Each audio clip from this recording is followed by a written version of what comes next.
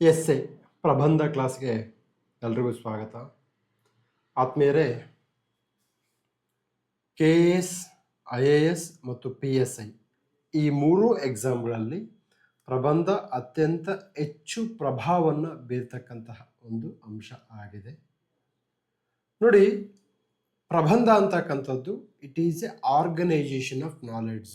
ಅಂದರೆ ನಿಮ್ಮಲ್ಲಿ ಇರ್ತಕ್ಕಂತಹ ಜ್ಞಾನವನ್ನು ವಿಸ್ತಾರವಾಗಿ ಹೇಳ್ತಕ್ಕಂತಹ ಒಂದು ಮತ್ತು ಅನುಕ್ರಮವಾಗಿ ಹೇಳ್ತಕ್ಕಂತಹ ಪ್ರಕ್ರಿಯೆನೇ ಒಂದು ಪ್ರಬಂಧ.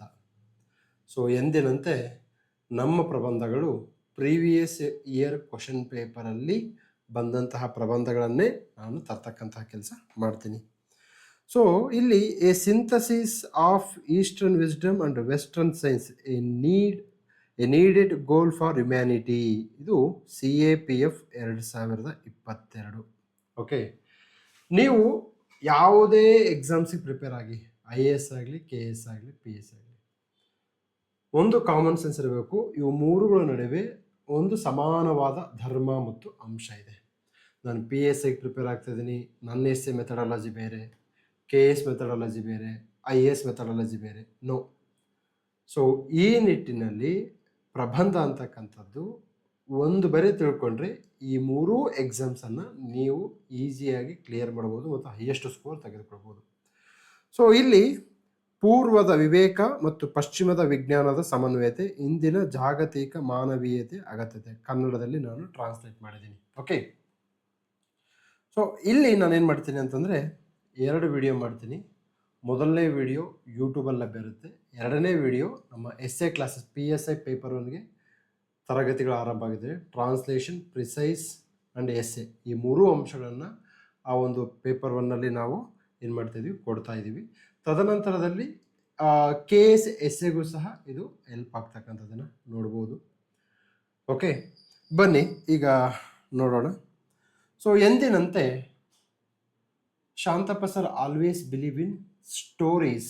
If you start with stories, okay, you will get a more marks, you will get a good marks, you will get a added advantage. Okay, ಈ ನಿಟ್ಟಿನಲ್ಲಿ ಮತ್ತೊಬ್ಬರಿಗಿಂತ ಜಾಸ್ತಿ ಮಾರ್ಕ್ಸ್ ತೆಗಿಬೇಕಂದ್ರೆ ಕಥೆಯಿಂದ ಆರಂಭ ಮಾಡಿ. ಸರ್, ಕಥೆಯಿಂದ ಆರಂಭ ಮಾಡಲೇಬೇಕಾ?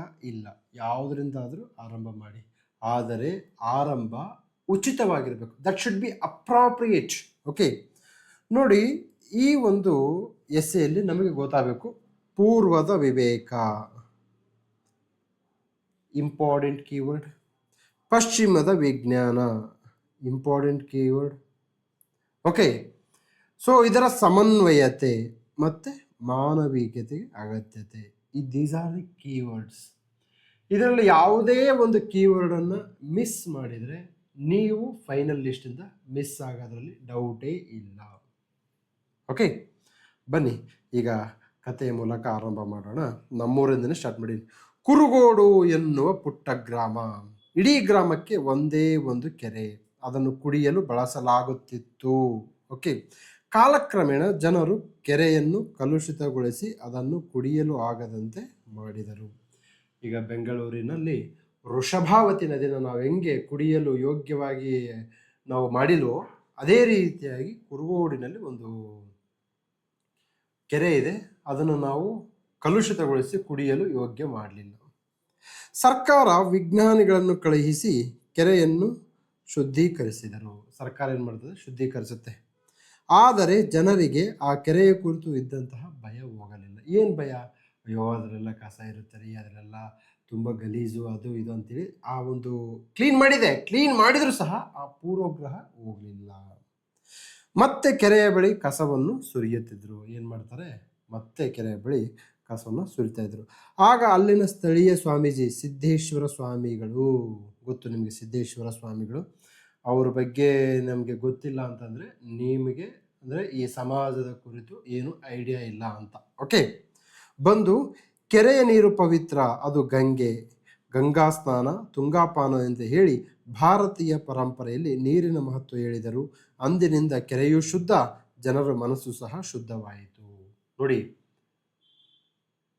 ಯಾವ ವಿಜ್ಞಾನಿಗಳು ಕೆರೆಯನ್ನು ಕ್ಲೀನ್ ಮಾಡಿದರೂ ಸಹ ಜನರಿಗೆ ಪೂರ್ವಗ್ರಹ ಪೀಡಿತವಾಗಲಿಲ್ವೋ, ಅದೇ ಕೆಲಸವನ್ನು ಸ್ವಾಮೀಜಿ ಮಾಡಿದರೆ ಆ ಪೂರ್ವಗ್ರಹ ಹೋಗಿ ಭಕ್ತಿ ಭಾವ ಕೆರೆಯ ಕುರಿತು ಉಂಟಾಯಿತು.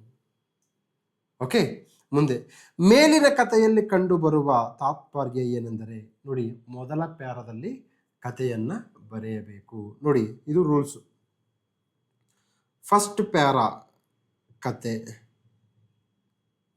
ಎರಡನೇ ಪ್ಯಾರ ಕತೆಗೂ ಮತ್ತು ಎಸ್ಸೆಗೂ ಏನು ಸಂಬಂಧ, ಎತ್ತಣದೆತ್ತ ಸಂಬಂಧ ಅಂತ ಹೇಳ್ಬೇಕು ನೀವು. ಓಕೆ, ವಿಜ್ಞಾನಿಗಳ ವಿಜ್ಞಾನ, ಸಿದ್ದೇಶ್ವರ ಸ್ವಾಮಿಗಳ ವಿವೇಕ. ಅಂದರೆ ನನಗಿಲ್ಲಿ ವಿಜ್ಞಾನ ಬಂತು, ಇಲ್ಲಿ ವಿವೇಕ ಬಂತು. ನಮ್ಮ ಪ್ರಬಂಧದಲ್ಲಿರ್ತಕ್ಕಂಥದ್ದು ಏನಪ್ಪ ಅಂತಂದರೆ ವಿವೇಕ ಮತ್ತು ವಿಜ್ಞಾನ. ಅಂದರೆ ನಾನು ಸಂಪೂರ್ಣವಾಗಿ ಎಸ್ಸೆಯ ಕುರಿತು ಮಾತಾಡ್ತಿದ್ದೀನಿ ಅನ್ನೋದನ್ನು ಇವ್ಯಾಲ್ಯುವೇಟರ್ಗೆ ಮೆಸೇಜನ್ನು ಸೆಂಡ್ ಮಾಡಿದೆ. ಓಕೆ, ತದನಂತರದಲ್ಲಿ ವಿವೇಕ ಕಸವನ್ನು ರಸವಾಗಿಸಿ. ಇಲ್ಲಿ ಇವೆರಡರ ಸಮಾಗಮದಿಂದ ಕುರುಗೋಡಿನ ಜನತೆಯ ಬಾಳು ಬೆಳಗಿತು. ಸೊ ನಾನು ಪ್ರಬಂಧವನ್ನು ಏನು ಅರ್ಥ ಮಾಡ್ಕೊಂಡಿದ್ದೀನಿ ಅನ್ನೋದನ್ನು ಈ ಕ್ಷಣದಲ್ಲಿ ಎರಡೇ ಪ್ಯಾರದಲ್ಲಿ ನಾನು ತಿಳಿಸಿಬಿಟ್ಟೆ. ಮೊದಲ ಪ್ಯಾರದಲ್ಲಿ ಕತೆ, ಎರಡನೇ ಪ್ಯಾರದಲ್ಲಿ ಕಥೆಯ ಹಿಂದಿನ ತಾತ್ಪರ್ಯ, ಕತೆಗೂ ಮತ್ತು ಪ್ರಬಂಧಕ್ಕೆ ಲಿಂಕನ್ನು ಮಾಡಿದೆ. ನೋಡಿ, ನೆಕ್ಸ್ಟು ಪಶ್ಚಿಮದ ವಿಜ್ಞಾನ ಎಂದರೇನು? ಓಕೆ, ಕ್ವಶನ್ ಮಾರ್ಕ್ ಹಾಕಿದ್ದೀನಿ. ಓಕೆ, ಒಂದು ಇವ್ಯಾಲ್ಯುವೇಟರ್ ಸೈಕಾಲಜಿ ಅಂಡ್ ಮನಸ್ಥಿತಿಯನ್ನು ಅರ್ಥ ಮಾಡ್ಕೊಳ್ಳಿ, ಅಥವಾ ಒಬ್ಬ ಸಾಮಾನ್ಯ ಮನುಷ್ಯನಿಗೆ ಪ್ರಶ್ನೆ ಮತ್ತು ಉತ್ತರಗಳ ಮೂಲಕ ವಿಚಾರಗಳನ್ನು ತಿಳಿಸಿದಾಗ ಆ ವ್ಯಕ್ತಿಯ ಕುತೂಹಲ ಜಾಸ್ತಿ ಆಗುತ್ತೆ. ಕುತೂಹಲ ಜಾಸ್ತಿ ಮಾಡಿದಷ್ಟು ನಿಮಗೆ ಹೆಚ್ಚು ಅಂಕಗಳು ಬರುತ್ತೆ. ನಾನು ಕ್ವಶನ್ ಮಾರ್ಕ್ ಹಾಕಿದ್ದೀನಿ. ಪಶ್ಚಿಮದ ವಿಜ್ಞಾನ ಎಂದರೇನು? ಓಕೆ, ಆರೋಗ್ಯ, ವೈಮಾನಿಕ ತಂತ್ರಜ್ಞಾನ ಮತ್ತು ತಂತ್ರಜ್ಞಾನದಲ್ಲಿ ಪಶ್ಚಿಮದ ರಾಷ್ಟ್ರಗಳು ಜಗತ್ತನ್ನು 1000 ಕಾಲ ಮುಂದಕ್ಕೆ ತೆಗೆದುಕೊಂಡು ಹೋಗಿವೆ. ಈ ತಂತ್ರಜ್ಞಾನ ಜಗತ್ತನ್ನು ಊಹೆ ಮಾಡದ ರೀತಿಯಲ್ಲಿ ಪರಿವರ್ತನೆ ಮಾಡಿದೆ. ಓಕೆ, ಇದು ಪಶ್ಚಿಮದ ವಿಜ್ಞಾನ. ವಿಜ್ಞಾನ ಅಂತಕ್ಕಂಥದ್ದು ಏನಪ್ಪ ಅಂದರೆ ಅದು ಸಾಕ್ಷಿ ಆಧಾರಿತ, ತದನಂತರದಲ್ಲಿ ಎಕ್ಸ್ಪೆರಿಮೆಂಟ್ ಆಧಾರಿತ ಕಂಡುಬರ್ತಕ್ಕಂಥದ್ದು ಪಾಶ್ಚಿಮಾತ್ಯದ ವಿಜ್ಞಾನ. ಓಕೆ, ನಂತರದಲ್ಲಿ ಪೂರ್ವದ ವಿವೇಕದ ಅರ್ಥ ಏನು? ನೋಡಿ, ಪೂರ್ವದ ವಿವೇಕದ ಅರ್ಥ. ಓಕೆ, ನನಗೆ ವಿಜ್ಞಾನ ಏನಂತ ಹೇಳಿದೆ, ಈಗ ವಿವೇಕ ಅಂದ್ರೆ ಏನು ಅಂತ ಹೇಳಬೇಕಾಗಿದೆ. ನೀವು ಇವ್ಯಾಲ್ಯುವೇಟರ್ನ ಚಿಕ್ಕ ಮಗು ಅಂತ ಭಾವಿಸಬೇಕು.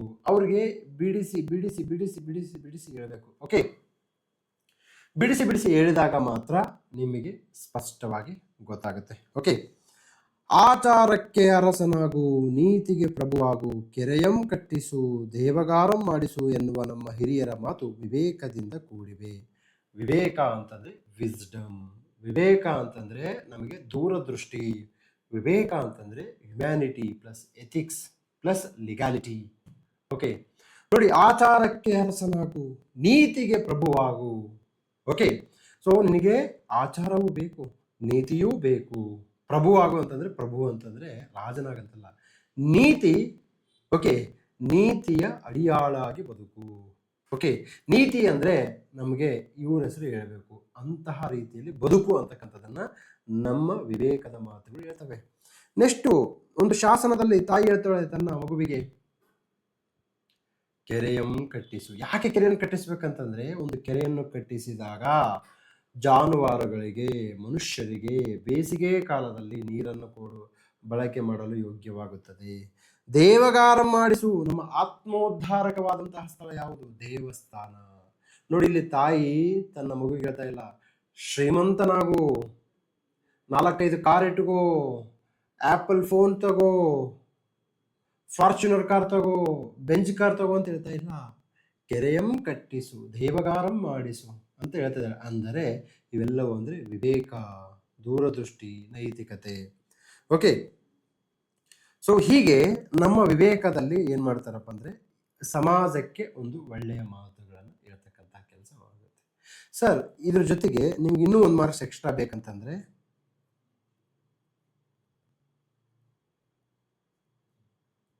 ಅಶೋಕನ ಧಮ್ಮ ಆರ್ ಧರ್ಮ.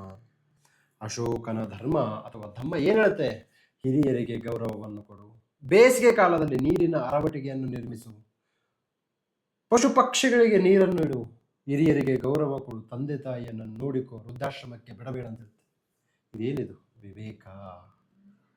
ನಮ್ಮ ಸಂವಿಧಾನದಲ್ಲಿ ಎಲ್ಲಿಯೂ ಸಹ ನೀನು ತಂದೆ ತಾಯಿ ನೋಡ್ಕೊಳ್ಬೇಕಂತ ಹೇಳಿಲ್ಲ. ಆದರೆ ನಮ್ಮ ವಿವೇಕ, ನಮ್ಮ ವಿವೇಚನೆ, ನಮ್ಮ ನೈತಿಕತೆ ದೃಷ್ಟಿಯಿಂದ ತಂದೆ ತಾಯಿ ನೋಡ್ತಕ್ಕಂಥದ್ದು ಕರ್ತವ್ಯವಲ್ಲ, ಅದು ಧರ್ಮ. ಕರ್ತವ್ಯ ಅಂದರೆ ಯಾರೋ ಒಬ್ರು ಫೋರ್ಸ್ ಮಾಡ್ತಕ್ಕಂಥದ್ದು, ಆದರೆ ಧರ್ಮ ಅಂತಕ್ಕಂಥದ್ದು ಸ್ಪಾಂಟೇನಿಯಸ್ ಆಗಿ ಬರ್ತಕ್ಕಂಥದ್ದು. ಇದನ್ನೇನಂತೀವಿ ನಾವು? ವಿವೇಕ ಅಂತ ಹೇಳ್ತೀವಿ. ಓಕೆ, ಈಗ ನಾನು ಪ್ಯಾರಾ ನೋಡಿ, ನೀವು ಒಂದು ಪ್ಯಾರಾ ಜನರಲ್ ಆಗಿ ಒಂದು ಪ್ಯಾರಾ ಬರೆದ್ಮೇಲೆ ಮತ್ತೊಂದು ಪ್ಯಾರಕ್ಕೆ ಶಿಫ್ಟ್ ಆಗಬೇಕು. ಸಾಧ್ಯವಾದಷ್ಟು ಪಾಯಿಂಟ್ ವೈಸ್ ಬರೆಯೋಕ್ಕೆ ಹೋಗಬಾರದು. ಓಕೆ, ನಂತರದಲ್ಲಿ ಪ್ರಸ್ತುತ ಸಮಸ್ಯೆಯಲ್ಲಿ ನೈತಿಕತೆ ಇಲ್ಲದ ಶಿಕ್ಷಣ ಆತ್ಮ ಇಲ್ಲದ ದೇಹದಂತೆ ಎನ್ನುವ ಹಾಗೆ ಇಂದಿನ ಶಿಕ್ಷಣದಲ್ಲಿ ನೈತಿಕತೆ ಮಂಗಮಯವಾಗಿದೆ. ನಮಗೆ ಪಾಶ್ಚಾತ್ಯರ ಒಂದು ಪ್ರಭಾವದಿಂದ ಇಂಗ್ಲಿಷ್ ಶಿಕ್ಷಣವನ್ನು ಅಳವಡಿಕೆ ಮಾಡಿಕೊಂಡಿದ್ದೇವೆ. ನೀವು ಬರಿಬಹುದು, ಮೆಕಾಲೆ ವರದಿ ಆಧಾರಿತ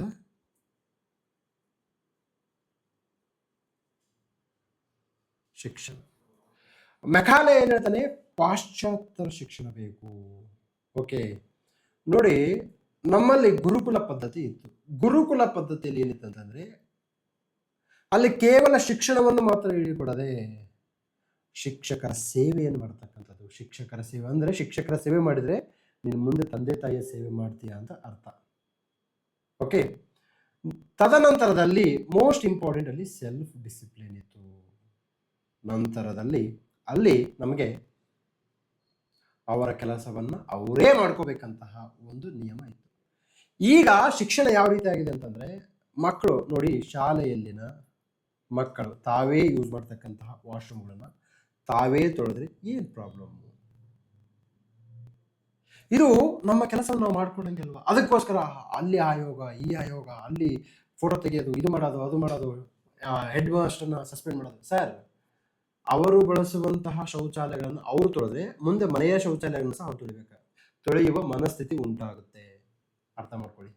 ಸೊ ಅತಿಯಾದ liberty leads to the anarchy. You got it? ಅತಿಯಾದ ಲಿಬರ್ಟಿ ಒಳ್ಳೆಯದಲ್ಲ. ಸೆಲ್ಫ್ ಡಿಸಿಪ್ಲಿನ್ ಬೇಕು. ಶಾಲೆಯ ಅಂಗಳದ ಕಸವನ್ನು ಶಾಲೆಯ ಮಕ್ಕಳು ಅಂದ್ರೆ ಏನ್ ತಪ್ಪು? ಥಿಂಕ್ ಮಾಡಿ. ನಾವು ಅತಿಯಾಗಿ ಏನ್ ಮಾಡ್ತಾ ಇದ್ದೀವಿ? Too much liberty. ಅತಿಯಾದರೆ ಅಮೃತವು ವಿಷ. ಓಕೆ, ನಂತರದಲ್ಲಿ ನಮ್ಮ ಬಾಳನ್ನು ಸುಗಮಗೊಳಿಸಲು ಬಂದಂತಹ ಡಿಜಿಟಲ್ ತಂತ್ರಜ್ಞಾನ ಇಂದು ಡಿಜಿಟಲ್ ಕದೀಮರ ಕೈ ಸೇರಿ ಅಮಾಯಕ ಜನರು ಡಿಜಿಟಲ್ ಅರೆಸ್ಟ್ಗೆ ಒಳಗಾಗಿದ್ದಾರೆ. ದೇಶವನ್ನು ರಕ್ಷಿಸಲು ಬೇಕಾದಂತಹ ಬಂದೂಕುಗಳು ಭಯೋತ್ಪಾದಕರ ಕೈ ಸೇರಿ ಅಮಾಯಕ ಜನರ ಜೀವನ ಬೀದಿ ಪಾಲಾಗಿದೆ. ಸರ್ ನೋಡಿ, ಇವತ್ತು ನಮಗೆ ಬಂದೂಕು ಮಾಡ್ತಕ್ಕಂಥದ್ದು ಪಶ್ಚಿಮದ ತಂತ್ರಜ್ಞಾನ, ಪಶ್ಚಿಮದ ವಿಜ್ಞಾನ. ಆದರೆ ಅದು ಭಯೋತ್ಪಾದಕರ ಕೈ ಸೇರಿ ಅಮಾಯಕರ ಜೀವನ ಹೋಗ್ತಾ ಇದೆ. ಸೊ ಇಲ್ಲಿ ನಮಗೆ ಬಂದೂಕು ಉತ್ಪಾದನೆ ಮಾಡೋರಿಗೆ, ಬಂದೂಕು ಮಾರಾಟ ಮಾಡೋರಿಗೆ ನೈತಿಕತೆಯ ಕೊರತೆ ಕಾಡ್ತಾ ಇದೆ. ಇವತ್ತು ಡಿಜಿಟಲ್ ತಂತ್ರಜ್ಞಾನ, ಡಿಜಿಟಲ್ ಅರೆಸ್ಟ್ ಇಂಥ ವರ್ಡ್ಸ್ ಎಲ್ಲ ಯೂಸ್ ಮಾಡ್ಬೇಕಪ್ಪ ರಾಜಗುಲಿ. ಓಕೆ, ಇಂತಹ ವರ್ಡ್ಸ್ನೆಲ್ಲ ಯೂಸ್ ಮಾಡಿ. ಡೀಪ್ ಫೇಕ್,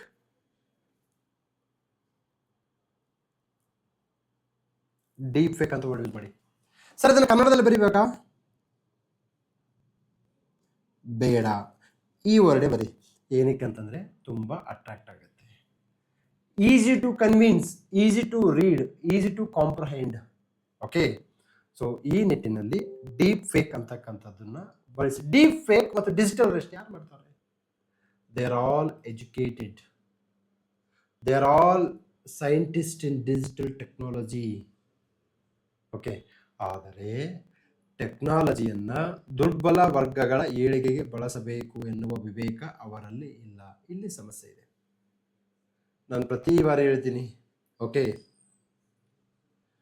ನಿಮ್ಮನ್ನು ಕಾಪಾಡ್ತಕ್ಕಂತಹ ಯಾರಾದರೂ ಒಬ್ರು ಬಾಸ್ ಇದ್ರೆ ಅವರು ಜಿ ಬಾಸ್. ಜಿ ಬಾಸ್ ಏನ್ ಹೇಳ್ತಾರೆ? ಇಲ್ಲಿ ಬರೆದಿದ್ದೀವಲ್ಲ, ನೈತಿಕತೆ ಇಲ್ಲದ ಶಿಕ್ಷಣ ಆತ್ಮವಿಲ್ಲದ ದೇಹದಂತೆ. ಇದು ನಮ್ಮ ಜಿ ಬಾಸ್. ಓಕೆ, ಸೊ ನೀವು ಸಹ ಇದ್ರೆ ನೆಮ್ಮದಿಯಾಗಿರ್ಬೇಕಂದ್ರೆ ಈ ಮಾದರಿಯ ಜೀವಾಸ್ಫೋಟಗಳು ಪ್ರಬಂಧದಲ್ಲಿ ಸಾಧ್ಯವಾದಷ್ಟು ಹೆಚ್ಚಿಗೆ ಬಳಸಿ. Okay, next technology always neutral ಎನ್ನುವ ಮಾತನ್ನು ಇಲ್ಲಿ ನೆನೆಯಬೇಕಿದೆ. ಏಕೆಂದರೆ ಯಾವ ತಂತ್ರಜ್ಞಾನವು ತಾನು ಯಾರ ಕೈಯಲ್ಲಿ ಇದ್ದೇನೆ ಎಂದು ತಿಳಿಯುವುದಿಲ್ಲ, ಬದಲಿಗೆ ತನ್ನ ಮಾಸ್ಟರ್ ಏನು ಹೇಳುತ್ತಾನೋ ಅದೇ ಮಾಡುತ್ತದೆ. ಒಂದು ಗಾಡಿಯನ್ನು ನಾವೇನು ಮಾಡಿದ್ದೀವಿ, ಗಾಡಿಯನ್ನು ಪ್ರೊಡಕ್ಷನ್ ಮಾಡಿದ್ದೀವಿ. ಆ ಗಾಡಿ ಪ್ರೊಡಕ್ಷನ್ ಮಾಡಿದ್ದು ನಿನಗೆ 80 ಕಿಲೋಮೀಟರ್ ಸ್ಪೀಡಲ್ಲಿ ಹೋಗು, 60 ಕಿಲೋಮೀಟರ್ ಸ್ಪೀಡಲ್ಲಿ ಹೋಗು, ಸಾಧ್ಯವಾದರೆ 50 ಹೋಗು. ನೀನು 120 ಕಿಲೋಮೀಟರ್ ಸ್ಪೀಡಲ್ಲಿ ಹೋದರೆ ಗಾಡಿದು ಏನು ಪ್ರಾಬ್ಲಮ್ಮು? ಓಕೆ, ಸೊ ಗಾಡಿಯ ತಂತ್ರಜ್ಞಾನ ಪಶ್ಚಿಮದ್ದು ಹೇಗೆ ಬಳಸಬೇಕನ್ನೋದು ನಮ್ಮ ಪೂರ್ವದ ವಿವೇಕ. ಸೊ ಗಾಡಿ ಹೊಡಿಬೇಕಾದ್ರೆ ನಮಗೆ ತಾಳ್ಮೆ ಇರಬೇಕು, ತಾಳ್ಮೆಗಿಂತ ತಪವಿಲ್ಲ, ತಾಳಿದವನು ಬಾಳಿಯಾನ. ಸೊ ನಾನೇನು ಮಾಡ್ತಾ ಇದ್ದೀನಿ, ಇವುಗಳ ನಡುವೆ ಕಾನ್ಫ್ಲಿಕ್ಟ್, ಎಜುಕೇಷನ್ ವರ್ಸಸ್ ವಿಸ್ಡಮ್. ನಿಮಗೆ ಇಂತಹ ಸಂದರ್ಭದಲ್ಲಿ ಕೆಲವೊಂದು ಕಥೆಯನ್ನು ಹೇಳ್ತೀನಿ, ಬರೆದಿಟ್ಕೊಳ್ಳಿ, ಅಂಥವ್ರ ಬಗ್ಗೆ ತಿಳಿದುಕೊಳ್ಳಿ. ಅಂಥವ್ರನ್ನ ಪದೇ ಪದೇ ಪದೇ ಪದೇ ನಿಮ್ಮ KS ಎಥಿಕ್ಸ್, KS ಪ್ರಬಂಧ, IAS ಎಥಿಕ್ಸ್, IAS ಪ್ರಬಂಧ, PSI ಪ್ರಬಂಧದಲ್ಲಿ ಹಾಕಿ. ಕೆ ಕಾಮರಾಜರ್ ಓದಿದ್ದು 5ನೇ ತರಗತಿ, ಆದರೆ ಇಂದು ಭಾರತಾದ್ಯಂತ ಬಿಸಿಯೂಟ ಕಾರ್ಯಕ್ರಮ ತಂದಿದ್ದು ಅವರ ಕಾರ್ಯಕ್ರಮವನ್ನು ಪ್ರೇರಣೆಯಾಗಿ ತೆಗೆದುಕೊಂಡು ಅವ್ರಿಗನ್ನಿಸ್ತು ಏನಂತಂದ್ರೆ, ನಮ್ಮ ಮಕ್ಕಳು ಹಸಿವಿರುವ ಕಾರಣದಿಂದ ಶಾಲೆಗೆ ಬರ್ತಾ ಇಲ್ಲ, ಆದ್ದರಿಂದ ಹಸಿದ ಹೊಟ್ಟೆಯಲ್ಲಿ ನಾವು ಪಾಠ ಮಾಡುವ ಅವಶ್ಯಕತೆ ಇಲ್ಲ ಅಂತ ಹೇಳಿ ಮಧ್ಯಾಹ್ನದ ಬಿಸಿಯೂಟವನ್ನು ದೇಶದಲ್ಲಿ ಪ್ರಪ್ರಥಮ ಬಾರಿಗೆ ಸ್ವತಂತ್ರ ಬಂದು ಕೆಲವೇ ವರ್ಷಗಳಲ್ಲಿ ಜಾರಿಗೆ ತಂದಂತಹ ಕೀರ್ತಿ ಕಾಮರಾಜ್ ಅವರಿಗೆ ಏನು ಸಲ್ಲುತ್ತದೆ. ಸರ್ ಅವರು 5ನೇ ಕ್ಲಾಸ್ ಅಲ್ಲ, ಬಟ್ ಆಸ್ ಎ ವಿಸ್ಡಮ್, ದೂರದೃಷ್ಟಿ, ವಿವೇಕ, ಚಿಂತನೆ ಅವರಲ್ಲಿ ಇತ್ತು. ಸೊ ನೀವೇನು ಮಾಡಬೇಕು, ಸಂದರ್ಭಗಳು ಬಂದಾಗ ಇಂತಹ ವ್ಯಕ್ತಿಗಳ ಬಗ್ಗೆ ಅವರ ಕಾರ್ಯಗಳನ್ನು ಆಗಾಗ ಮೆನ್ಷನ್ ಮಾಡಿದಾಗ ನಿಮ್ಮ ಪ್ರಬಂಧದ ಮೌಲ್ಯ, ತೂಕ ತುಂಬ ಅದ್ಭುತವಾಗಿ ಬದಲಾವಣೆ ಆಗುತ್ತೆ. ಸುಮ್ಮನೆ ನೀವೇನು ಮಾಡಬೇಕು, ಯಾವುದೋ ಕಾಗಕ್ಕ ಗುಬ್ಬಕ್ಕನ ಕತೆ, ಎಲ್ಲೋ ಪುಸ್ತಕದ ಒಂದು ಯಾವುದೋ ಇನ್ಫಾರ್ಮೇಶನ್ ಬರೆದ್ರೆ ರುಚಿ ಅನಿಸುವುದಿಲ್ಲ. ನಾಲಿಗೆಗೆ ರುಚಿ ಅನಿಸ್ಬೇಕು, ಓದಿದಾಗ ಮನಸ್ಸು ಪ್ರಫುಲ್ಲವಾಗಬೇಕು. ಆ ಮಾದರಿಯಲ್ಲಿ ಎಸ್ಸೆ ಬರೀಬೇಕು. ಓಕೆ, ಅಮೆರಿಕದ ಬಾಂಬ್ಗೆ ಒಳ್ಳೆಯದು ಕೆಟ್ಟದ್ದು ಎರಡೂ ತಿಳಿಯುವುದಿಲ್ಲ, ಅದನ್ನು ಬಳಕೆ ಮಾಡುವವರಿಗೆ ತಿಳಿದಿರಬೇಕು. ಆದರೆ ಅದು ತಿಳಿದಿಲ್ಲ ಎನ್ನುವುದು ಈ ಕಾಲದ ವ್ಯಂಗ್ಯ. ನಾನು ಅಮೆರಿಕಕ್ಕೆ ಬಂದಿದ್ದೀನಿ. ಓಕೆ, ಈಗ ಇತ್ತೀಚೆಗೆ ವಾರ್ ನಡೀತಾ ಇದೆ. ಓಕೆ, ಮುಂದೆ ಬನ್ನಿ, ತುಂಬ ಚೆನ್ನಾಗಿದೆ. ಆದ್ದರಿಂದಲೇ ಮೊನ್ನೆ ಅಮೆರಿಕದ ಬಾಂಬ್ ಅಮಾಯಕ 160 ಶಾಲಾ ಮಕ್ಕಳ ಜೀವವನ್ನು ತೆಗೆದುಕೊಂಡಿತು. ಮುಗ್ಧ ಮನಸ್ಸುಗಳು ಅರಳುವ ಮುನ್ನವೇ ಸ್ಮಶಾನದಲ್ಲಿ ಮೌನವಾಗಿ ಮಲಗಿದ್ದು ನಮ್ಮ ಕರಳನ್ನು ಕರಗಿಸಿತು. ಇರಾನ್ ವಾರ್ ಸಂದರ್ಭದಲ್ಲಿ ಶಾಲೆಗೆ ಒಂದು ಬಾಂಬ್ ಹಾಕ್ತಾರೆ ಅಮೆರಿಕದವರು. ಸರ್, ಬಾಂಬ್ ಹಾಕುವವರಿಗೆ ಒಂದಿಷ್ಟು ಮನುಷ್ಯತ್ವ, ಅಂತಃಕರಣ, ನೈತಿಕತೆ, ಮೊರಾಲಿಟಿ, ಮನಸ್ಸು ಕರಗಲಿಲ್ವಾ? ನೋಡಿ, ಶಾಲೆಗಳ ಮೇಲೆ ಹಾಕ್ಬಿಟ್ಟು ಶಾಲೆ ಮೇಲೆ ಹಾಕ್ತಾರೆ, 160 ಮಕ್ಕಳು ಒಂದೇ ಬರೆ ಏನಾಗುತ್ತೆ, ಸತ್ತೋಗುತ್ತೆ. ಇಲ್ಲಿ ಬಾಂಬ್ ಕೆಟ್ಟದ್ದ ಒಳ್ಳೇದು ಅನ್ನೋದಕ್ಕಿಂತ bomb is neutral, but the person who is throwing the bomb is a culprit, is a unethical guy, is a immoral guy. Okay, ನೋಡಿ, 160 ಶಾಲಾ ಮಕ್ಕಳು ಜೀವವನ್ನು ತೆಗೆದುಕೊಳ್ಳುತ್ತೆ. ಮುಗ್ಧ ಮನಸ್ಸುಗಳು ಹರಳುವ ಮುನ್ನವೇ ಸ್ಮಶಾನದಲ್ಲಿ ಮೌನವಾಗಿ ಮಲಗಿದ್ದು ನಮ್ಮ ಕರುಳನ್ನು ಕರಗಿಸಿತು. ಸೊ ಸಾಹಿತ್ಯಾತ್ಮಕವಾಗಿ ಬರೆದರೆ ನಿಮಗೆ ಹೆಚ್ಚಿನ ಅಂಕಗಳು ದೊರೆಯುತ್ತೆ. ಓಕೆ, ನಂತರದಲ್ಲಿ ಇದಕ್ಕೆ ಕಾರಣಗಳೇನು, ಏನು ಪ್ರಾಬ್ಲಮ್ ಏನು ಅಂದರೆ, ಶಿಕ್ಷಣ ಇರ್ತಕ್ಕಂತಹ ವ್ಯಕ್ತಿಗೆ ವಿವೇಕ ಇಲ್ಲ ಯಾಕೆ? That is my question. Okay, ನೀವು ಯಾವಾಗಲೂ ಥಿಂಕ್ ಮಾಡಿ, ನಾನು ಯಾಕೆ PYQs ತಗೊತೀನಿ ಅಂತಂದರೆ, PYQs ಅಲ್ಲಿ ರಿಸರ್ಚ್ ಮಾಡಿ PYQs ಹಾಕ್ತಾರೆ, ಪ್ರಿವಿಯಸ್ ಕ್ವಶನ್ ಪೇಪರ್ ಹಾಕ್ತಾರೆ. ಸೊ ಇಲ್ಲಿನ ಎಸ್ಸೆ ನನಗೆ ನೋಡಿದ ಮೈಂಡ್ ಸ್ಟ್ರೈಕ್ ಆಯಿತು. ಇದು ಎಸ್ಸೆ ಅಂತಂದರೆ ಇದು 2022ರಲ್ಲಿ ಕೇಳಿದ್ದು, ಬಟ್ 2026ರಲ್ಲೂ ಸಹ ಪ್ರಸ್ತುತ ಇದೆ, 2036ರಲ್ಲೂ ಸಹ ಇದು ಪ್ರಸ್ತುತ ಇರುತ್ತೆ. ಓಕೆ, ಇದಕ್ಕೆ ಕಾರಣಗಳೇನು? ಪಶ್ಚಿಮದ ಭೌತಿಕವಾದ, ಮೆಟೀರಿಯಲಿಸ್ಟಿಕ್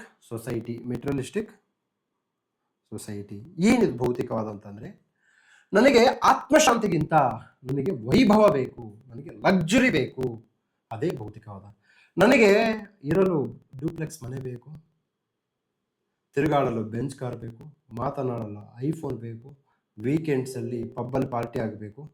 ಓಕೆ, 2-3 ತಿಂಗಳಿಗೊಮ್ಮೆ ವಿದೇಶಿ ಪ್ರವಾಸ ಹೋಗಬೇಕು, ಅಕ್ಷಯ ತೃತೀಯದಿಂದ ಬಂಗಾರ ಖರೀದಿಸಬೇಕು. ಇವೆಲ್ಲವೂ ಏನಪ್ಪ ಅಂದರೆ ಭೌತಿಕವಾದ. ಭೌತಿಕವಾದಕ್ಕೆ ಹಣ ಬೇಕು, ಆದರೆ ಹಣ ನೈತಿಕ ಮಾರ್ಗದಿಂದ ಬಂದಿದೆಯೋ ಅನೈತಿಕ ಮಾರ್ಗದಿಂದ ಬಂದಿದೆಯೋ ಅನ್ನೋದು ಭೌತಿಕವಾದಕ್ಕೆ ಬೇಕಿಲ್ಲ. ಪಶ್ಚಿಮದ ರಾಷ್ಟ್ರಗಳು ಮೂಲತಃವಾಗಿ ಭೌತಿಕವಾದವನ್ನು ಒಪ್ಪಿಕೊಂಡು ಹಪ್ಪಿಕೊಂಡಿವೆ. ಆದ್ದರಿಂದ ಅವರಿಗೆ ಭೋಗವೇ ಶಾಶ್ವತ ಹೊರತು ಯೋಗವಲ್ಲ. ಈ ನಿಟ್ಟಿನಲ್ಲಿ ಭೋಗಕ್ಕೆ ಬೇಕಾಗುವ ವಸ್ತುಗಳನ್ನು ಪಡೆಯಲು ಯಾವ ನಿಯಮವನ್ನಾದರೂ ಸರಿ ಅವರು ಮುರಿಯಲು ಸಿದ್ಧ. ನೋಡಿ, ಕೋಕಾ ಕೋಲಾ ಕಂಪನಿ ಅದು ಪಶ್ಚಿಮದ ವಿಜ್ಞಾನ, ಪಶ್ಚಿಮದ ತಂತ್ರಜ್ಞಾನ, ಪಶ್ಚಿಮದ ನೀತಿಯನ್ನ ಅಳವಡಿಸಿಕೊಂಡಿರುವ ಪಕ್ಕ ಬಂಡವಾಳಶಾಹಿ ಸಂಸ್ಥೆ. ಸೊ ಕೋಕಾ ಕೋಲಾ ಕಂಪನಿಯವರು ನೀರನ್ನು ಎಕ್ಸ್ಪ್ಲೈಟ್ ಮಾಡಬೇಕಾದ್ರೆ they don't bother about the local farmers, ಅಂದ್ರೆ ಸ್ಥಳೀಯ ರೈತರ ಸಂಕಷ್ಟಗಳು ಅವರಿಗೆ ಬರಲ್ಲ. ಕೋಕಾ ಕೋಲಾ ಪ್ರೊಡ್ಯೂಸ್ ಮಾಡಬೇಕು, ಮಾರಾಟ ಮಾಡಬೇಕು, ಲಾಭ ತಗೋಬೇಕು, ಅಮೆರಿಕಕ್ಕೆ ಟ್ರಾನ್ಸ್ಫರ್ ಮಾಡಬೇಕು. ಇದನ್ನೇನಂತೀವಿ ನಾವು ಭೌತಿಕವಾದ ಪ್ರಾಫಿಟ್ ಓರಿಯೆಂಟೆಡ್ ಮೆಂಟಾಲಿಟಿ. ಓಕೆ, ತದನಂತರದಲ್ಲಿ ಅಂಕೆ ಇಲ್ಲ.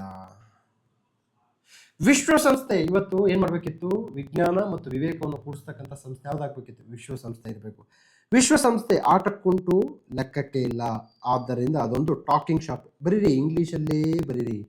ಓಕೆ, ಆಗಿದೆ ಹೊರತು ರೂಲ್ ಆಫ್ ಲಾ ಅನುಷ್ಠಾನ ಮಾಡುವ ಸಂಸ್ಥೆಯಾಗಿ ಪರಿವರ್ತನೆ ಆಗಿಲ್ಲ. ಆದ್ದರಿಂದ ಈ ವಿಶ್ವಸಂಸ್ಥೆ ಯುದ್ಧಗಳನ್ನು ತಡೆಯುವಲ್ಲಿ ವಿಫಲವಾಗಿದೆ. ಈ ವಿಶ್ವಸಂಸ್ಥೆ ಡೊನಾಲ್ಡ್ ಟ್ರಂಪ್ ತೆಗೆದುಕೊಳ್ಳುವಂತಹ ಏಕಪಕ್ಷೀಯ ಸುಂಕ ನೀತಿಯನ್ನು ತಡೆಯುವಲ್ಲಿ ಸೋತು ಸೊರಗಿ ಸತ್ತು ಹೋಗಿದೆ. ಓಕೆ, ನಂತರದಲ್ಲಿ ಸಂಪನ್ಮೂಲಗಳ ಕಡೆ ಗಮನ. ಏನಪ್ಪ, ಪ್ರಪಂಚದಲ್ಲಿ ಎಲ್ಲಿಯೇ ಸಂಪನ್ಮೂಲ ಕಂಡು ಬಂದರೂ ಅದರ ಮೇಲೆ ಕಣ್ಣು ಹಾಕಿ ಅದನ್ನು ಪಡೆಯುವುದು ಪಶ್ಚಿಮ ದೇಶಗಳ ಗುರಿ. ಪಶ್ಚಿಮ ದೇಶಗಳಿಗೆ ನೀತಿ ಅನೀತಿಗಳ ಭಯವಿಲ್ಲ. ವೆನಿಜುವೆಲಾದ ಇಂಧನದ ಮೇಲೆ ಕಣ್ಣು, ಆದ್ದರಿಂದ ಅಧ್ಯಕ್ಷನನ್ನು ಬಂಧಿಸಿದ್ದು. ಹೀಗೆ ಅನೇಕ ಕಾರಣಗಳಿಂದ ಶಾಂತಿ ಹೋಗಿ ಕ್ರಾಂತಿಗಳು ಬಂದಿವೆ. ಆದ್ದರಿಂದ ಸದ್ಯ ಮತ್ತೆ ಮಾನವ ಜನ್ಮಕ್ಕೆ ಲೇಸು ಬಗೆಯುವ ಬುದ್ಧ ಮಾರ್ಗ ಬೇಕು ಹೊರತು ಯುದ್ಧ ಮಾರ್ಗವಲ್ಲ. ನೋಡಿ, ಯಾಕೆ ನಮಗೆ ವಿವೇಕ ಇಲ್ಲ ಅಂತಂದ್ರೆ ನಮ್ಮನ್ನ ಕಂಟ್ರೋಲ್ ಮಾಡೋರು ಒಬ್ರು ಇಲ್ಲ. ನಮ್ಮ ಜೀವನನೇ ಮೆಟೀರಿಯಲಿಸ್ಟಿಕ್ ಆಗಿದೆ. ತದನಂತರದಲ್ಲಿ ಎಲ್ಲೆಲ್ಲಿ ಸಂಪನ್ಮೂಲ ಇತ್ತು ಅಲ್ಲಿ ಕಣ್ಣು ಹಾಕೋದು, ಅಲ್ಲೇನಾದ್ರೂ ಎತ್ಕೊಂಡ್ಬರೋದು. Okay, this is the reason for the conflict between the education and wisdom, science and wisdom. Okay, ಮನುಷ್ಯನ ಸಮಗ್ರ ವ್ಯಕ್ತಿತ್ವವನ್ನು ಬೆಂಬಲಿಸುವ ಮತ್ತು ಪ್ರೋತ್ಸಾಹ ಮಾಡುವಂತಹ ವಿವೇಕ ಮತ್ತು ವಿಜ್ಞಾನಗಳ ಸಮ್ಮಿಲನವನ್ನು ಈ ಕೆಳಗಿನಂತೆ ನೋಡೋಣ. ಅಂದ್ರೆ ನಾನೇನ್ ಮಾಡ್ತಾ ಇದ್ದೀನಿ, ಆಯಾಮವನ್ನು ಚೇಂಜ್ ಮಾಡ್ತಾ ಇದ್ದೀನಿ. ಓಕೆ, ನನಗೇನು ಬೇಕು? ಇಲ್ಲಿ ವಿಜ್ಞಾನ ಮತ್ತು ವಿವೇಕವನ್ನ ಒಂದುಗೂಡಿಸುವಂತಹ ಒಂದು ದಾರಿ ಬೇಕಾಗಿದೆ. ಆ ದಾರಿಯನ್ನು ಕೆಳಗಡೆ ಕೊಟ್ಟಿದ್ದೀನಿ. ನೋಡಿ, ಇಲ್ಲಿ ಮೋಸ್ಟ್ ಇಂಪಾರ್ಟೆಂಟು, ನಾನು ಆಯಾಮಗಳನ್ನು ಪರಿವರ್ತನೆ ಮಾಡ್ತಾ ಇದ್ದೀನಿ, ಆಯಾಮಗಳನ್ನು ಚೇಂಜ್ ಮಾಡ್ತಾ ಇದ್ದೀನಿ. ಆಯಾಮಗಳನ್ನು ವಿವಿಧ ದೃಷ್ಟಿ ಮತ್ತು ದಿಕ್ಕಿನಲ್ಲಿ ನಾವೇನು ಮಾಡ್ತಾ ಇದ್ದೀವಿ? ನೋಡ್ತಾ ಇದ್ದೀವಿ. ಆರೋಗ್ಯ ಮತ್ತು ವೈದ್ಯಕೀಯ. ಈಗ ನಾನು ವಿಜ್ಞಾನ ಮತ್ತು ವಿವೇಕಗಳ ಸಮಾಗಮವನ್ನು ನಿಮ್ಮ ಮುಂದೆ ಪ್ರಸ್ತುತಪಡಿಸ್ತಾ ಇದ್ದೀನಿ. ನೋಡಿ, ಆರೋಗ್ಯ ಮತ್ತು ವೈದ್ಯಕೀಯ, ತದನಂತರದಲ್ಲಿ ಪರಿಸರ, ತದನಂತರದಲ್ಲಿ ಆರ್ಥಿಕತೆ. ಸೊ ಹೀಗೆ ಡಿಫ್ರೆಂಟ್ ಡೈಮೆನ್ಷನ್ ಕೊಟ್ಕೊಂತ ಹೋಗ್ತಾ ಇದ್ದೀನಿ. ನೀವು ಒಂದೇ ಕಥೆಯನ್ನು ನೀವು ಪುಂಗಿ ಓದ್ಕೊಂತ ಹೋಗಬಾರದು. ಏಕೆಂತಂದರೆ ಇದರಿಂದ ಇವ್ಯಾಲ್ಯುವೇಟರ್ ಭ್ರಮ ನಿರಸನಗೊಳ್ತಾನೆ, ಏಕತಾನತೆ ಉಂಟಾಗುತ್ತೆ. ಓಕೆ, ಮೋನೋಟೋನಸ್ ಆಗ್ತಾನೆ. ಸೊ ಅವಾಗ ನಿಮಗೆ ಅವರು ಭ್ರಮ ನಿರಸನಗೊಂಡ್ರೆ ಖಂಡಿತ ನಿಮ್ಮ ಭವಿಷ್ಯವನ್ನು ಅವರು ಭ್ರಮ ನಿರಸನ ಮಾಡೋದ್ರಲ್ಲಿ ಯಾವುದೇ ಅನುಮಾನ ಇಲ್ಲ. ಓಕೆ, ಸೊ ಈ ನಿಟ್ಟಿನಲ್ಲಿ ಎಸ್ಸೆಯನ್ನು ನೀವೇನು ಮಾಡಬೇಕಪ್ಪ ಅಂತಂದರೆ ಜಾಸ್ತಿ ಬರಿಬೇಕು. ಬರೆದಷ್ಟು ನಿಮಗೆ ಹೆಚ್ಚು ಲಾಭ. ಓಕೆ, ತದನಂತರದಲ್ಲಿ ನಮ್ದು ಈಗ HYT ಕ್ಲಾಸ್ 10ನೇ ಬ್ಯಾಚು ಆರಂಭ ಆಗಿರ್ತಕ್ಕಂಥದ್ದು ನೋಡ್ಬೋದು. ಸೊ 10ನೇ ಬ್ಯಾಚಲ್ಲಿ we are going to cover each and every subject, right from history, polity, geography, economics, current affairs, question paper decoding, ತದನಂತರದಲ್ಲಿ general science, science and tech ಎಲ್ಲ ಕವರ್ ಮಾಡ್ತಿದ್ದೀವಿ. ಈಗ ಆರಂಭ ಆಗಿದೆ. ಹೇಗೆ ಜಾಯ್ನ್ ಆಗ್ಬೇಕಂತ ಕೇಳ್ತೀರಾ? ನಾನು ಪ್ರತಿ ಬಾರಿ ಹೇಳ್ತಾ ಇದ್ದೀನಿ, ಈ ನಂಬರ್ ಕಾಂಟ್ಯಾಕ್ಟ್ ಮಾಡಿ, 9620131843ಗೆ ನೀವು ಕಾಂಟ್ಯಾಕ್ಟ್ ಮಾಡಬಹುದು. ನೋಡಿ, ಈಗ ಆರೋಗ್ಯ ಮತ್ತು ವೈದ್ಯಕೀಯವನ್ನು ನೋಡೋಣ. ಅಲೋಪತಿ ಎನ್ನುವ ವೈದ್ಯಕೀಯ ವಿಜ್ಞಾನ ಪದ್ಧತಿ ರೋಗದ ಗುಣಲಕ್ಷಣಗಳನ್ನು ಗುರುತಿಸಿ ಶೀಘ್ರ ಪರಿಹಾರ ನೀಡುತ್ತದೆ. ಜೊತೆಗೆ ಶಸ್ತ್ರಚಿಕಿತ್ಸೆಯ ಮೂಲಕ ರೋಗ ಉಪಶಮನ ಮಾಡುತ್ತದೆ. ಅಂದರೆ ಅಲೋಪತಿ ಎಲ್ಲಿಂದ ಬಂತು? ಪಶ್ಚಿಮದ ವಿಜ್ಞಾನ. ಈ ಆಲೋಪತಿಯ ಜೊತೆಗೆ ಆಯುರ್ವೇದ ಮತ್ತು ಯೋಗ ಪದ್ಧತಿಗಳು ಸೇರಿಕೊಂಡರೆ ಮನುಷ್ಯನ ಆರೋಗ್ಯ ಸಂಪೂರ್ಣ ಸ್ವಾಸ್ಥ್ಯತೆ ಹೊರಡುತ್ತದೆ. ನಮಗೆ ಬರೀ ಟ್ಯಾಬ್ಲೆಟ್ ನುಂಗಿಸ್ಬಾಡ್ರಿ ರೀ ಸ್ವಾಮಿ, ನೀವೇನ್ ಮಾಡಬೇಕು? ಆಯುರ್ವೇದ ಮತ್ತು yoga. Okay, so prevention is better than cure ಎನ್ನುವ ವೈದ್ಯಕೀಯ ಮಾತನ್ನು ಇಲ್ಲಿ ನೆನೆಯಬಹುದು. ಓಕೆ, ನೋಡಿ, ನನಗೆ ಯೋಗ ಮಾಡುವುದರಿಂದ ಸಹ long term inner peace and good health. ಆಯುರ್ವೇದದಿಂದ ಸೈಡ್ ಎಫೆಕ್ಟ್ಸ್ ಕಡಿಮೆ. ಸೊ ನನಗೆ ಆಲೋಪತಿಯೂ ಬೇಕು, ನನಗೆ ಆಯುರ್ವೇದವೂ ಬೇಕು, ತದನಂತರದಲ್ಲಿ ಯೋಗವೂ ಬೇಕು, ಯೋಗಾಭ್ಯಾಸಗಳು ಬೇಕು ನಮಗೆ. ಓಕೆ, ಹೀಗೆ ಅಲೋಪತಿ ಮತ್ತು ಆಯುರ್ವೇದಗಳು ಕೂಡಿದಾಗ ಹಾಲು ಮತ್ತು ಜೇನುಗಳು ಕೂಡಿದಂತೆ ಭಾಸವಾಗುತ್ತದೆ. ಓಕೆ, ಆಗ ಮನುಷ್ಯನ ಆರೋಗ್ಯ ಏನಾಗುತ್ತೆ? ಸಂಪೂರ್ಣವಾಗಿ ಬದಲಾಗುತ್ತೆ. So this is called one health. ಏನಪ್ಪ ಅಂತಂದರೆ ಮನುಷ್ಯನ ಆರೋಗ್ಯವನ್ನು ಏನು ಮಾಡ್ತವಪ್ಪ ಅಂತಂದರೆ ನಾವು ಪೂರ್ಣವಾಗಿ ವಾತ ಪಿತ್ತ ಕಫ ಜೊತೆಗೆ ಟ್ಯಾಬ್ಲೆಟ್ಸ್ ಜೊತೆಗೆ ಶಸ್ತ್ರಚಿಕಿತ್ಸೆ ಎಲ್ಲ ಅಂಶಗಳನ್ನು ರುಚಿಗೆ ತಕ್ಕಷ್ಟು ಬಳಸಿಕೊಂಡು ನಾವೇನಾದರೂ ಈ ಅನುಷ್ಠಾನ ಮಾಡಿದಾಗ ಇಲ್ಲೇನಾಗುತ್ತೆ, ಈ ಒಂದು ಪ್ರೈವೇಟ್ ಕಂಪನಿಗಳ ಆರ್ಭಟ, ಫಾರ್ಮಸ್ಯೂಟಿಕಲ್ ಕಂಪನಿಗಳ ಒಂದು ಹೊಡೆತ, ತದನಂತರದಲ್ಲಿ ಪ್ರೈವೇಟ್ ಹಾಸ್ಪಿಟಲ್ಗಳ ಒಂದು ಧನದಾಯಿ ಮನಸ್ಥಿತಿಗಳು ಕಡಿಮೆಯಾಗಿ ಮನುಷ್ಯ ಸಂಪೂರ್ಣ ಸ್ವಾಸ್ಥ್ಯದ ಕಡೆ ಅವನು ಪಯಣವನ್ನು ಆರಂಭ ಮಾಡ್ತಾನೆ. ಸೊ ಇದು ಏನಪ್ಪ ಅಂತಂದರೆ ಆರೋಗ್ಯ ಮತ್ತು ವೈದ್ಯಕೀಯ, ತದನಂತರದಲ್ಲಿ ಪರಿಸರ. ಸೊ ಮುಂದಿನ ಒಂದು ಎಸ್ಸೆಯನ್ನು ಸಂಪೂರ್ಣವಾಗಿ ನಾನು ಏನು ಮಾಡ್ತೀನಿ, ನಮ್ಮ PSI ಪೇಪರ್ 1 ತದನಂತರದಲ್ಲಿ KS essay ಪ್ರೋಗ್ರಾಮ್ ಒಂದು ಗ್ರೂಪಲ್ಲಿ ಆ್ಯಡ್ ಮಾಡ್ತೀನಿ. ಓಕೆ, ಪ್ರಾಕ್ಟೀಸ್ ಮಾಡಿ. Practice makes man perfect. So this PDF also going to share in that group. So ನೀವೇನಾದರೂ ಪೇಪರ್ 1 PSI ಅಥವಾ KS essayಗೆ ಜಾಯ್ನ್ ಆಗಬೇಕಂತಂದರೆ you can contact this number 9620131843ಗೆ ತಾವು ಕಾಂಟ್ಯಾಕ್ಟ್ ಮಾಡ್ಬೋದು. ಸೊ ಅಲ್ಲಿ ಸಿಗೋಣ. ಓಕೆ, ಮತ್ತೊಮ್ಮೆ ಭೇಟಿಯಾಗೋಣ ಅಂತ ಹೇಳ್ತಾ ಈ ವಿಡಿಯೋಗೆ ವಿರಾಮ ಹೇಳ್ತಿದ್ದೀನಿ. ಟಾಟಾ, ಬಾಯ್ ಬಾಯ್.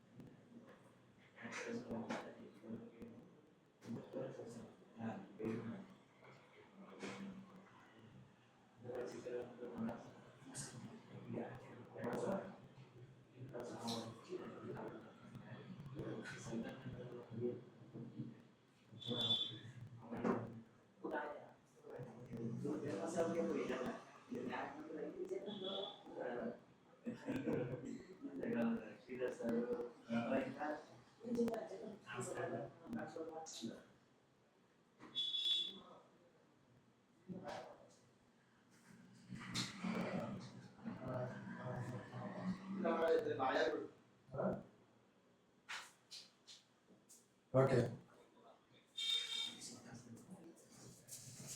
PCR ಅಂದರೆ ಹೋಗಿ ಕಂಪ್ಲೇಂಟ್ ತೊಗೊಂಡು ಮತ್ತೆ ಇಲ್ಲಿ ಬಂದು FIR ಮಾಡಿಸ್ಬೇಕು. ಸ್ಟೇಷನಿಗೆ ಬರ್ಬೇಕು. ಅದನ್ನ ಆರ್ಡರ್ ತೊಗೊಂಡು ಸ್ಟೇಷನಿಗೆ ಬಂದು ಮತ್ತೆ FIR ಇರುತ್ತಣ್ಣ, ಇರ್ತೈತೆ. ಲಾಯರ್ಗಳ ಹತ್ರ ಏನು ಗೊತ್ತಾ, ಲಾಯರ್ಗಳ ಹತ್ರ ಹೋದ್ರೆ ಸುಳ್ದಾಕ್ಬಿಡ್ತಾರೆ. ನಿಮ್ಗೆ ಇವ್ರು ಫೋನ್ ಎತ್ತಾರೆ ನಿಮಗೆ, ಕರೆಕ್ಟಾ ಉದ್ದೇಶ? ಯಪ್ಪ, ನೀನು ಬೇರೆ ಲಾಯರ್ ಹತ್ರ ಹೋದಣ ಫೋನೇ ಎತ್ತಲ್ಲ ಮರೆಯ, ಫೋನೇ ಎತ್ತಲ್ಲ, ತಲೆ ಹೋಗ್ಬಿಡ್ತಂಗೆ. ಸೊ ನಾನೇನಂತಂದರೆ, ಇಲ್ಲ ನೀನು ಹೊರಗಡೆ ಹೋದ್ರಿಗಿನ ಹಾಕ್ಕೊಂಡು ರುಬ್ಬಾಕ್ಬಿಡ್ತಾರೆ. ಅವ್ರು ಹೇಳಿದ ನನಗೆ ಹೇಳ್ಬೇಡ್ರಂತ, ಮತ್ತೆ ಹಂಗೆ ಹೇಳ